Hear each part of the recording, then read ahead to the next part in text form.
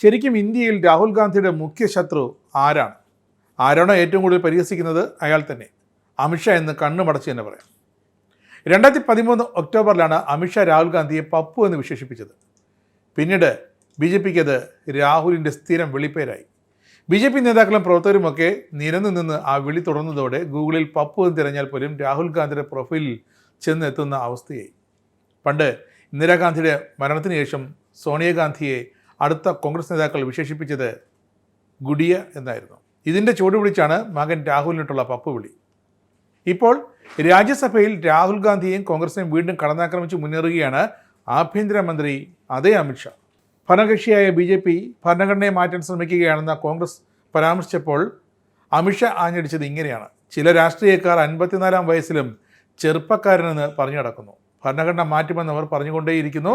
ഭരണഘടന മാറ്റുന്നതിനുള്ള വ്യവസ്ഥ അനുച്ഛേദം 368 ഉള്ളതാണെന്ന് നിങ്ങൾ ഇനിയെങ്കിലും മനസ്സിലാക്കണമെന്ന് ഞാൻ ആഗ്രഹിക്കുന്നു. അങ്ങനെ 54 വയസ്സുള്ള ചെറുപ്പക്കാരനായാണ് അമിത്ഷാ ഇപ്പോൾ രാഹുൽ ഗാന്ധിയെ വിശേഷിപ്പിച്ചിരിക്കുന്നത്.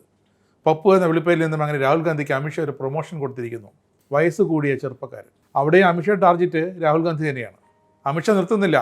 16 വർഷത്തെ BJP ഭരണകാലയളവിൽ 22 തവണയാണ് ഭരണഘടനയിൽ ഭേദഗതി വരുത്തിയത്.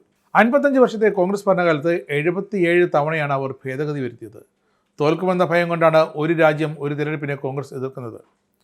തെരഞ്ഞെടുപ്പിൽ തോൽക്കുമ്പോൾ ഇലക്ട്രോണിക് വോട്ടിംഗ് മെഷീനെ കുറ്റം പറയുന്നത് ഇപ്പോൾ കോൺഗ്രസിൻ്റെ സ്ഥിരം പരിപാടിയായി, അവരുടെ അജണ്ടയായി മാറിയിരിക്കുന്നു. അമിത്ഷായുടെ ലക്ഷ്യം രാഹുൽ ഗാന്ധി എന്ന പ്രതിപക്ഷ നേതാവിനെ താറടിച്ച് കാട്ടുക എന്ന് തന്നെയാണ്. അതേസമയം മറ്റ് മുതിർന്ന മന്ത്രിമാരായ രാജ്നാഥ് സിംഗോ നിതിൻ ഗഡ്കരിയോ പീയൂഷ് ഗോയലോ എന്തിന് പ്രധാനമന്ത്രി നരേന്ദ്രമോദി പോലും രാഹുൽ ഗാന്ധിയെ ഇങ്ങനെ വളഞ്ഞിട്ട് ആക്രമിച്ചിട്ടില്ല. ഭരണഘടനയെ പറ്റിയുള്ള ചർച്ചകളിലാണ് അടുത്തിടെ മോദി രാഹുലിനും ഗാന്ധി കുടുംബത്തിനുമെതിരെ ആഞ്ഞടിച്ചത്. ഇതോടെ BJPക്കെതിരെ പ്രതിരോധത്തിന് പ്രതിപക്ഷവും തയ്യാറെടുക്കുകയാണ്. ഗാന്ധി കുടുംബവും 20-ന് പാർലമെൻറ്റ് സമ്മേളനം അവസാനിക്കും. അതോടെ പാർലമെൻറ്റിലെ ഈ നേർക്കുനേറുള്ള അമിത്ഷാ ഗാന്ധി കുടുംബം പോര് തീരും, താൽക്കാലിക വിരാമമാകും.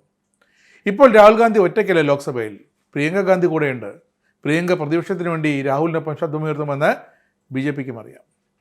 ഇനി പാർലമെൻറ്റിന് പുറത്താക്കും BJP കോൺഗ്രസ് തമ്മിലടി.